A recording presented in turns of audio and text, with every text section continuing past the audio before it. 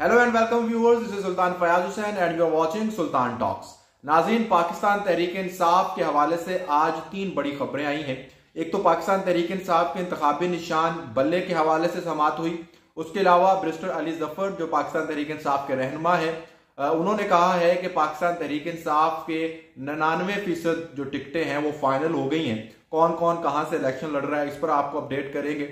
और इसके अलावा लेवल प्लेइंग फील्ड जो है उसके ऊपर आज समाअत हुई और उसमें पाकिस्तान तहरीक इंसाफ के जो वकला की जो तारीखी बेइज्जती है चीफ जस्टिस ने वो भी की, और साथ में एक बहुत बड़ी शर्मिंदगी का जो है वो तहरीक इंसाफ के वकला को सामना करना पड़ा है।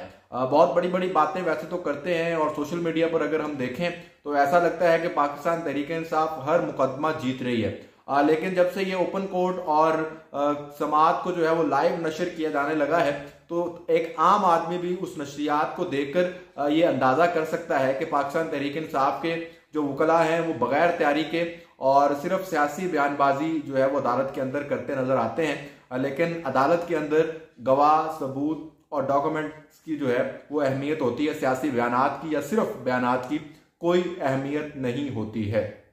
पहले बात करते हैं लेवल प्लेइंग फील्ड पे ही।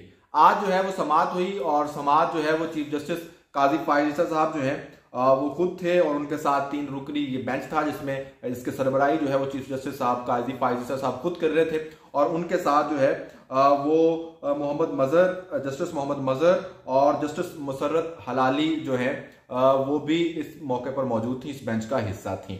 इन्होंने इस केस की समाअत की। इस मौके पर चीफ जस्टिस ने कहा कि जनाब एक रिपोर्ट आई है इलेक्शन कमीशन की जानिब से जो आपने एक इतराज दायर किया है, दरखास्त दायर की है, इसके जवाब में क्या आपने वो रिपोर्ट पढ़ी है जिसपे जो है वो लतीफ खोसा साहब जो पाकिस्तान तहरीक इंसाफ के रहनुमा हैं और वकील हैं उन्होंने बातें करना शुरू की। तो उन्होंने कहा कि भाई तकरीर नहीं करें, सिर्फ ये बताएं कि ये जो रिपोर्ट आई है इसमें गलत क्या है। तो उन्होंने जबानी तौर पर कह दिया जी कि ये गलत है। तो उन्होंने कहा कि इस रिपोर्ट के मुताबिक, जस्टिस मजहर ने कहा कि इस रिपोर्ट के मुताबिक जो है वो आपके तकरीबन 1195 लोगों ने जो है वो जमा करवाए हैं कागजात, और जिनमें से ज्यादातर के कागजात मंजूर हो गए। तकरीबन 76% लोगों के कागजात नामजदगी जो है वो मंजूर हो गए। 24% के कागजात नामजदगी जो है वो मुस्तरद हुए हैं, और उन जो कागजात नामजदगी जो मुस्तरद हुए हैं उनमें से भी आप कह रहे हैं कि बहुत सारों को ट्रिब्यूनल में से फायदा मिल गया है, रिलीफ मिल गया है। तो फिर आप कैसे कह सकते हैं कि आपको जो है वो ये फील्ड नहीं मिल रही है। तो जिस पर फिर चीफ जस्टिस ने कहा कि जनाब आपको इन रिपोर्ट्स को अगर आप झुटला रहे हैं, लतीफ खोसा को कहा कि अगर आप इनको झुटला रहे हैं तो आप हमारे सामने कुछ तहरीरी तौर पर तो लाएं ना, कुछ डॉक्यूमेंट तो लाएं, कुछ जिससे हमें मालूम हो सके। आप सिर्फ बातों से कह रहे हैं, जबकि इलेक्शन कमीशन ने जो रिपोर्ट दी है उसके मुताबिक आपके अक्सर लोगों के जो कागजात नामजदगी मंजूर हो गए हैं। अगर अब आप कहते हैं तो कह देते हैं कि जनाब इनके सारे लोगों के कागजात नामजदगी जो है वो मंजूर कर लिए जाए, 100% लोगों के। ये तो नहीं हो सकता ना। तो जिस पर आगे से अब होना तो चाहिए था कि कोई डॉक्यूमेंट आता, कोई चीज आती जिससे ये साबित होता कि जनाब ये हमारे कागजात नामजदगी मंजूर नहीं हुए। हालांकि इस केस को बेहतर तरीके से लड़ा जा सकता था और इतनी पाकिस्तान तहरीक इंसाफ के साथ इतना ज्यादा लेवरेज नहीं मिली, लेकिन वहां पर जो है जो वकला हजरात थे पाकिस्तान तहरीक इंसाफ के वो बिल्कुल बेबस दिखाई दिए और उनके पास कोई डॉक्यूमेंट नहीं था, कोई सबूत नहीं था, कोई जो है वो बात करने के लिए नहीं थी, सिर्फ सियासी बयान। फिर अदालत का एक प्रोसीजर होता है जिसके अंदर अगर आप किसी खास मुकदमे के ऊपर अदालत के सामने पेश हुए हैं तो आपको उसी मुकदमे के ऊपर रहना होता है। आपको उसी मुकदमे के बारे में जो है वो बात करनी है, उसी पर आपको सबूत गवाह देने हैं, जो भी आपने करना है उसी मुकदमे के अंदर रहते हुए करना है। अगर आपका कोई और मसला है तो आप एक और दरखास्त दायर करें, उस पर समाअत होगी तो आप उसमें सबूत दें। अब जब इस पर कुछ नहीं हो रहा था तो अब अनफॉर्चुनेटली जब ये लाइव नशरियात जा रही होती हैं तो जो वकला साहबान होते हैं उनको भी नंबर टांगने का बड़ा शौक होता है और उनको पता होता है कि ये बराह रास्त जा रहा है, लाइव जा रहा है, लोग हमें देख रहे हैं, तो उसमें सियासी बयानबाजी करने की कोशिश करते हैं। अब ये मुकदमा जो है वो कागजात मुस्तरद होने के हवाले से है, इलेक्शन कमीशन के खिलाफ जो है वो तौहीन अदालत का मुकदमा चलाने के बारे में है कि उन्होंने तौहीन अदालत किया इलेक्शन कमीशन ने।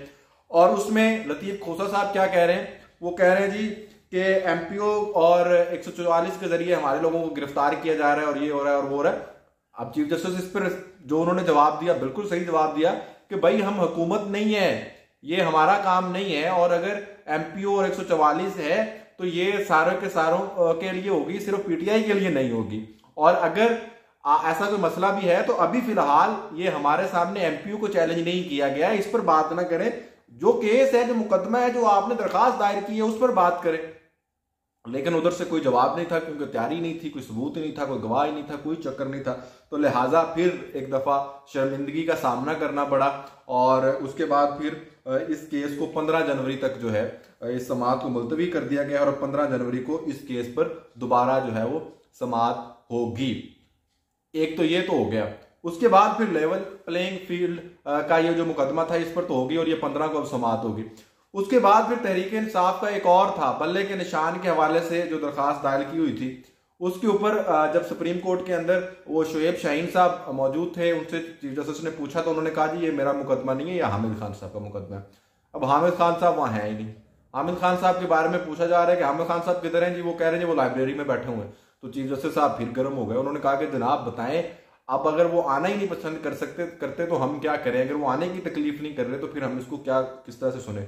फिर खैर उनको बुलाया गया और वो आए रोस्टरम पर और उन्होंने रोस्टरम पर आके कहा जी कि इसको हमारी दरखास्त है, उन्होंने इस्तदा की कि आज ही समाअत को जो है वो मुकर्रर किया जाए, जिस पर चीफ जस्टिस ने कहा कि अभी 9 रुकनी बेंच का जो है इसके बाद एक 9 रुकनी बेंच का मुकदमा है, उन्होंने 9 रुकनी बेंच ने मुकदमा सुनना है जो जुल्फ़िकार अली भुट्टो वाला है, उसके बाद फिर एक और स्पेशल बेंच है, तो लिहाजा आज ये नहीं हो सकता तो कल कर देते हैं। तो उन्होंने फिर कहा जी कि कल नहीं कर सकते। शोएब शाहीन साहब ने भी ये पहले बताया कि कल हमारा इसी मामले में पेशावर हाई कोर्ट के अंदर समाअत है तो कल हमें वहां पर पेश होना है, लिहाजा कल हम नहीं आ सकते, कल नहीं आ सकेंगे।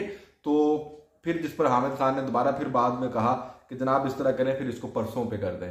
तो अब ये 10 जनवरी तक बल्ले का निशान जो है इसके ऊपर समाअत जो है वो 10 जनवरी तक मौखर हो गई है। अब 10 जनवरी को इसके ऊपर समाअत होगी, लेकिन उससे पहले कल पेशावर हाई कोर्ट के अंदर भी ये मुकदमा चलेगा और वहां पर देखना होगा कि क्या पाकिस्तान तहरीक इंसाफ को कोई किसी किस्म का रिलीफ मिलता है या नहीं मिलता है। ये भी एक बहुत बड़ा सवाल है। तो खैर अब ये एक मामला हो गया। उसके बाद फिर तहरीक इंसाफ इसके अंदर भी यानी कि वो कोई तैयारी नहीं थी, हामिद खान साहब कहीं बैठे हुए हैं, तो इसमें भी एक दफा फिर पाकिस्तान तहरीक इंसाफ के वकला को जो है वो शर्मिंदगी का सामना करना पड़ा। उसके बाद फिर आ जाती है टिकट्स की बारी। अब पाकिस्तान तहरीक इंसाफ के अंदर टिकट्स की भी बड़ी लड़ाई चल रही है आजकल। पाकिस्तान तहरीक इंसाफ के जो इंसाफ लॉयर्स विंग हैं, जो उसके सदर हैं, वो कहते हैं कि जो हमारे साथ वादे किए गए थे वो पूरे नहीं हो रहे। बैरिस्टर गौहर जो है वो साबिक अरकान को टिकटें देना चाहते हैं और हमारे वकला को टिकटें नहीं मिल रहे हैं, जबकि आज बैरिस्टर अली जफर ने कहा है कि बहुत बड़ी तादाद में वकला को टिकटें मिलेंगी और एक तकरीबन 99% जो टिकट्स हैं उनको फाइनल कर लिया गया है कि कौन सी टिकट किसे देनी है और कौन कहां से इलेक्शन लड़ रहा है, और सिर्फ 1-2% लोग हैं उनकी सीटों पर अभी फैसला होना है। आज या कल तक पूरी लिस्ट अनाउंस कर दी जाएगी कि कौन कहां से इलेक्शन लड़ रहा है। तो ये टिकट्स के हवाले से अपडेट थी और ये आज 2 समाअतें हुई 2 केसेस के अंदर, और दोनों केसेस के अंदर पाकिस्तान तहरीक इंसाफ की जो वकला की टीम है बगैर तैयारी के और बगैर उस चीज़ों के गए, क्योंकि इस पर मैं एक पहले वीडियो डाल चुका हूं, क्योंकि तहरीक इंसाफ खुद ये चाहती है कि ये इलेक्शन मुअक्कर हो जाए, थोड़ा आगे चला जाए, क्योंकि इस इलेक्शन से कोई फायदा नहीं मिल रहा।